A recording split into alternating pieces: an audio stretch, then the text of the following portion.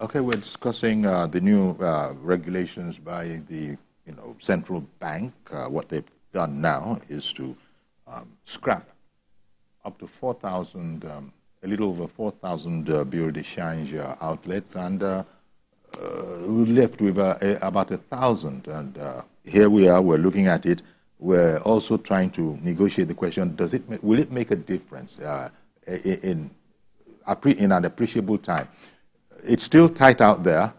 There is a shortage of money. The value of the naira hasn't, well, it might be looking at it when you look at the figures, but Nigerians will tell you that these things are tight. So if you don't happen to be in the market of looking for dollars or buying dollars, not very much has changed. Although you probably will be pleased that at the time when the naira to dollar rate was nudging 2,000, now as of yesterday, what, 1,005, 1,006, depending on wherever you were getting it from. So all of Yemi Cardoso's, moves in the central bank is to address this problem, to fix it. But there are fundamentals. You said that, well, one of the problems is that we don't even have these dollars with which to operate the way we would like to operate. Okay, so here we are. You were saying that, okay, the banks themselves, the central bank tried a device. It didn't work. It didn't work because it was all about the back end. When you leave things to market forces, that's why I'm still saying that even the bureau de change, how much regulators will you put? I'm talking about the digital platform that was created by CBN. Yet, sometimes they say CBN will approve the money, or they will send you a mail that it has been approved. Yes. And you go to the bank say, we don't have it. We don't have it.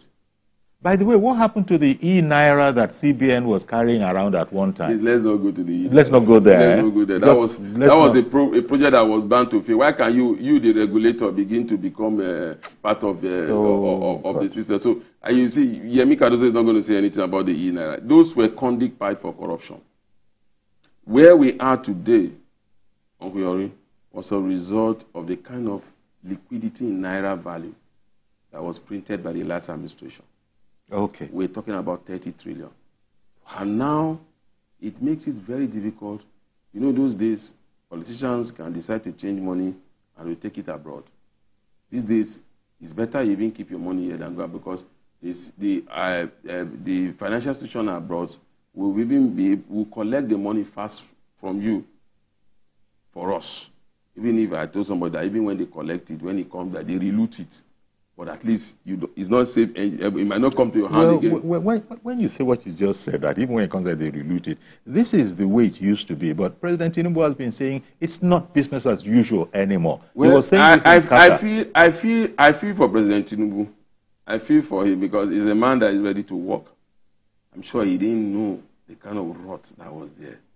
He must have been told by now. But now he knows. Now he knows. It doesn't need to be told. You just need to look at the body language of Nigeria and knows that the rot there was. Yeah. Because I'm sure if he knows some of the things that he knows now, some of the policies they roll out immediately at the first, they may have been a little bit slow down and say, you know what, let's do this, let's do this, let's do this, let's do this. Because all his policy, floating of the naira, fantastic to bring foreign investors into your market, removal of subsidy, good thing to create a friendly environment that will drive down the cost of petroleum product in the long run, that make it an open field, fantastic. But there's a saying, when the foundation is faulty, what can the righteous do? Well, that foundation seems to be what the Tinubu administration is working on, as onerous as it is. 50 years back. Unfortunately. So now, Tinubu is starting. Yes. So it's going to be very rough. All this work is just to reach ground zero. It's like he's just trying to lay if he can. I use it, if he can, in 4 years, to even be able to lay the foundation. Because why I'm so excited with what the CBN governor, Yemi Cardoso, is doing, is because I said it here on various programs. I remember even in your program last year, I said, the cause of inflation is not so much the interest rate. It's not so much the cash reserve ratio. The cause of inflation is the exchange rate. Anytime they ask me, when the MPC was meeting during Emefiele, what is going to happen? I said, address FX. But what would they do?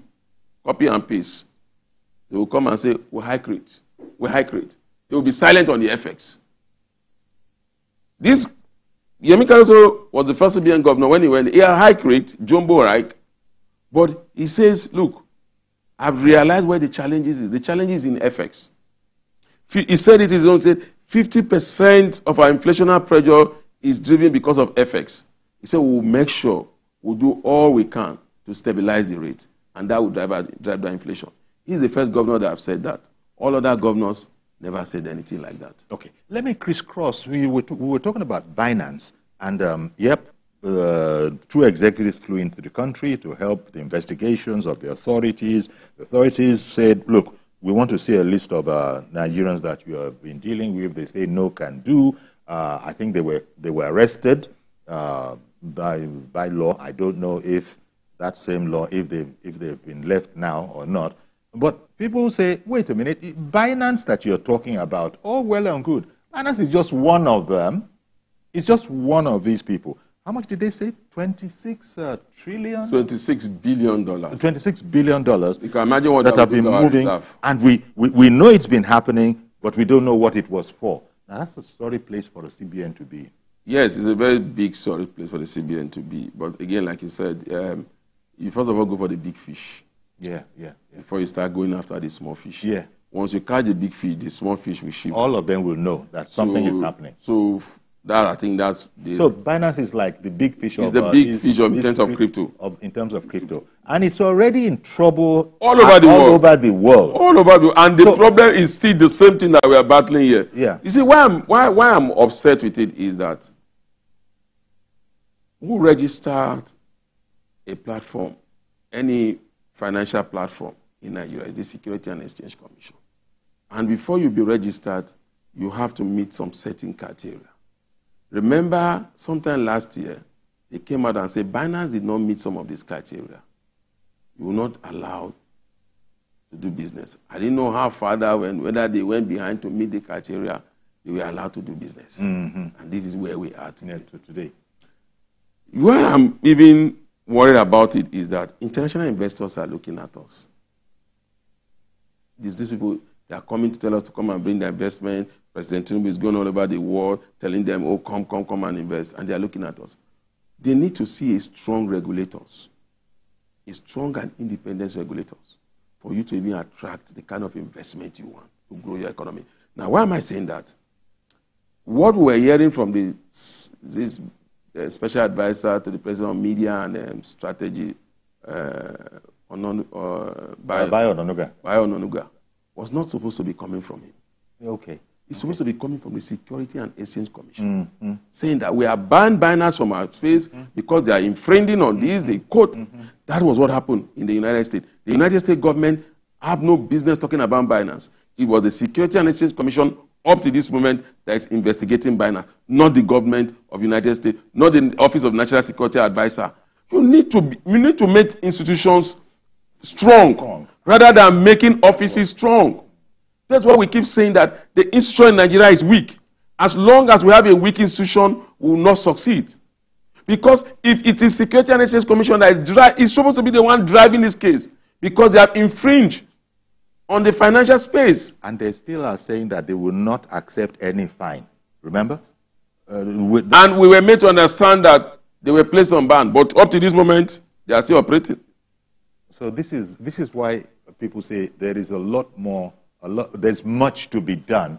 You know, if the Security and Exchange Commission makes such a pronouncement by law, they will come up with the regulation and say, look, by this law, you have infringed. And so, we are banning you from operating in our space, pending when you, this rule of law. So what's the difficulty in that happening? Now it's more or less back. No, more or less is because Binance is talking back. Say, sorry, we're not accepting any fine. We can't pay any fine. We can't provide any list. Because you've not even looked at their model operandi. Do they break any law? We are quoting that you made $26 billion out of this country. Which law have they infringed upon? Which you let them, this is what the Security and Exchange Commission should be doing. Let's hear it from Kennedy. Kennedy is calling in from Port Harcourt. Good morning to you, sir. Yeah, Yes, good morning. Good morning. Mr. Yori. And good morning, to your beautiful guests. Thank you. My name is Kennedy, and I'm calling in from Port Harcourt. Thank you, Kennedy. Please go ahead now. Yes. There's a question that has bothered me since the very day this news broke, that CBN has revoked the license of 4,173 BDC change operators. Their license, rather.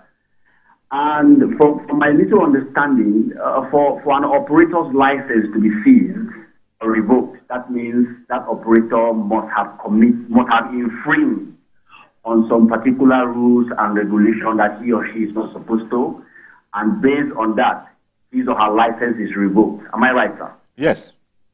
Yes. Now these people whose license have been revoked, the question is there any measure in place to have them answer some questions?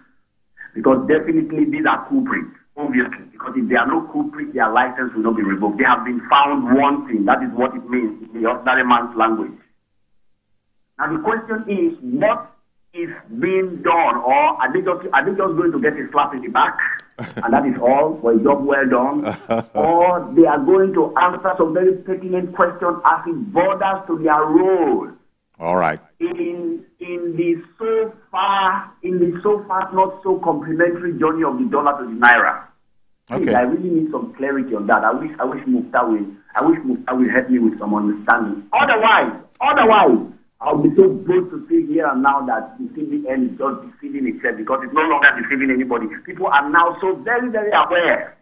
Okay. If nothing is being done to these 4,000 plus people who have been found wanting and their license revoked, then CBN is simply deceiving itself. Plain and simple. Please, I would like Mufta to help me understand something about this, please. Thank you very much. Okay. Thank you very much, sir. Thank you very much, Kennedy, for calling in. Well, I'm not the director of communication for CBN, but again, it's all about regulatory. But again, that is regulatory. Aspect of it. If you are they were not complying. If you are revoking my license, I'm not complying. Yes. I've gone against a rule. So if you revoke my license, then I must face the law.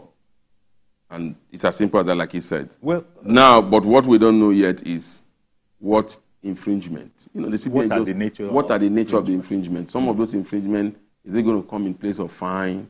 Is this license, you say you are revoking their license, is it that they will not be able to apply for licenses again to operate? Yeah. So we need to have those details, because in some things, in some profession, in some businesses, they could say your license is going to be revoked for the next 5 years, for the next 10 years, you will not be able to operate again. So there are a lot of, based on the infringement that you've done. But in Nigeria, they just say, we revoke your license. Is it permanent? The same person they revoke license, tomorrow, the person is operating, is still operating somewhere, somehow. Or he goes to meet the agency and they say he has cleared his name. But they will not come back. Because I can assure you, of this, the rule change, about 400, there will be some that will say, no, we never infringe anything. They must have been writing letter to them now and say, no, we did not do anything. And before you know, they'll say, oh, we've looked at our book, we've cleared some of them. Yes. Okay, exactly. Because if you don't comply, which is the position of the CBN, or is it CBN or secret? It is CBN. It's CBN in this case, because they're the one that the Bureau of Change are directly under. There are certain provisions for you to be legitimately registered, and if you don't fulfill those conditions... In short, at your registration, part of the penalties for not fulfilling these conditions are there. If you don't do X, Y, Z, your license will be revoked. If you do X, Y, Z, I didn't do this, you'll be suspended for 10 years. It's only for 5 years. So some of those penalties are even attached at the very beginning. There are some that say you pay a fine for infringement. You still be in business, but you pay a fine.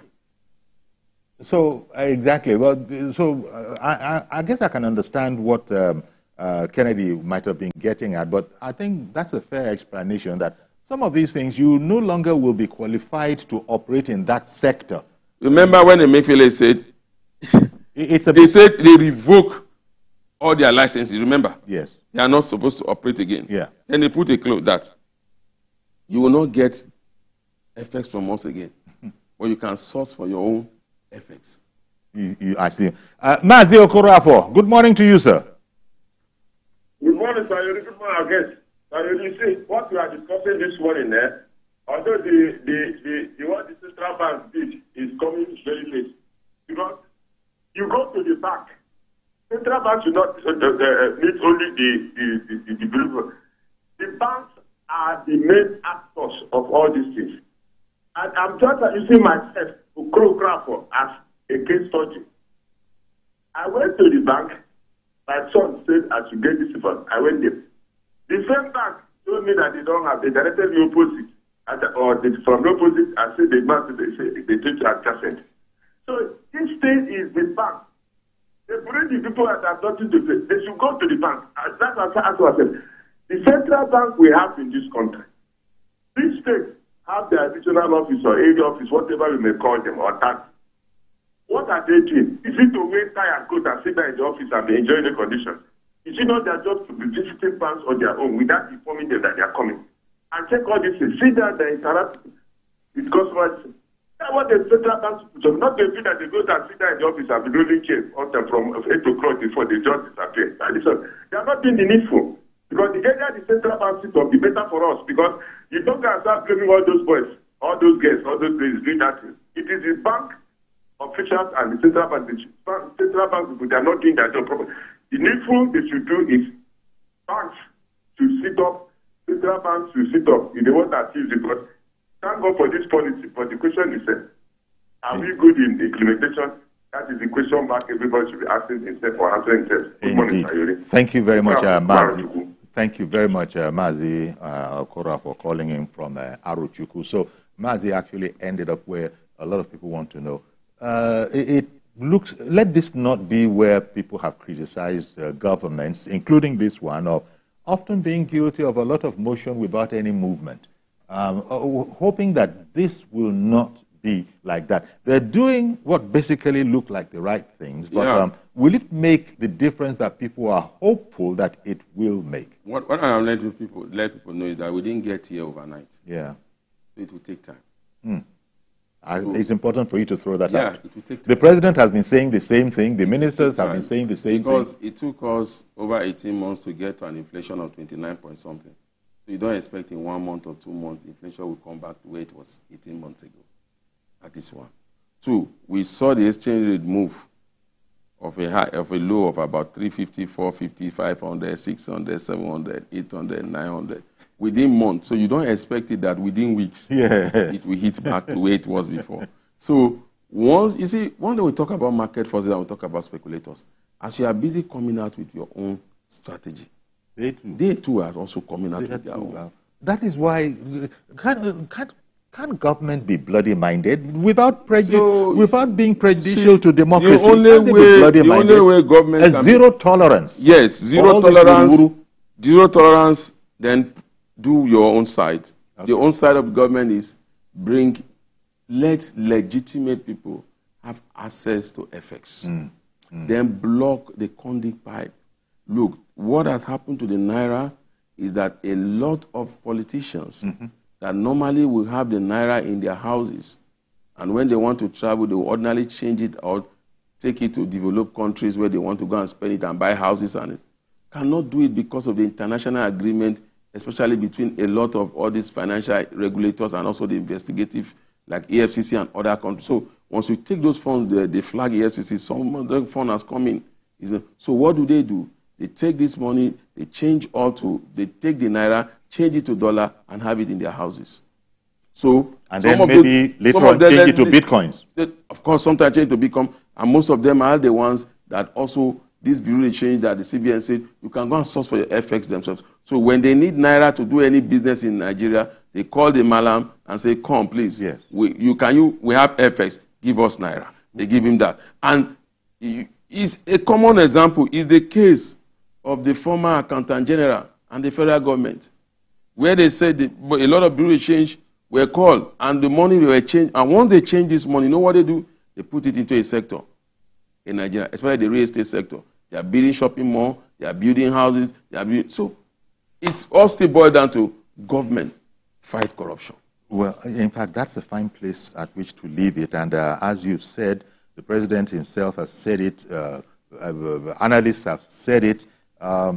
This is it's not a dash, it's not a sprint. No. You know, it's a marathon. Quite frankly, it is, and we're going to get better in stages. But The problem that government has to grapple with is that people, the ordinary citizen, doesn't have that time. His patience is wearing thin. So that's where the physical side comes. That's why the CBN is the monetary side. Yes. What have the physical side done? The physical side should take care of the people. The ministers, the National Assembly member, they are all part and parcel of the physical side. They should be the one rolling out incentive, rolling out palliative for the masses. The monetary side will do what they have to do based on the data that they have available to them. The physical side, we need to answer to the hearing of the people. Indeed. Along these lines, the president was very, very much in earnest in Qatar. He actually went and was saying and received criticism for it that, look, if anybody tries to be corrupt with you, let us know about it. We have zero tolerance for corruption.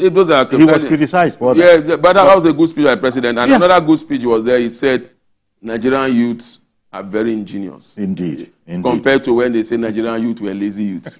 We're going to have to leave it here. Absolutely. Thank you very much, Mukhtar Mohammed, CEO of Finance with Mukhtar. And really appreciate your views as always when you come around. Thank you. Okay, so that's our program today. Do please join us tomorrow for a fresh edition. I am Iyori Folani. Bye-bye for now.